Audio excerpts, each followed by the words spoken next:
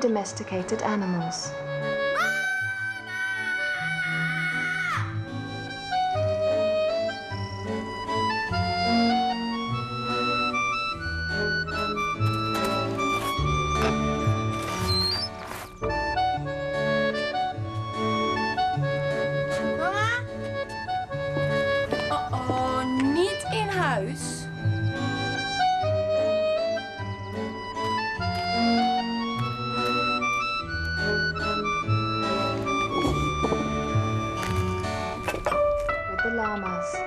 Llamas mate for life and are happiest when in couples.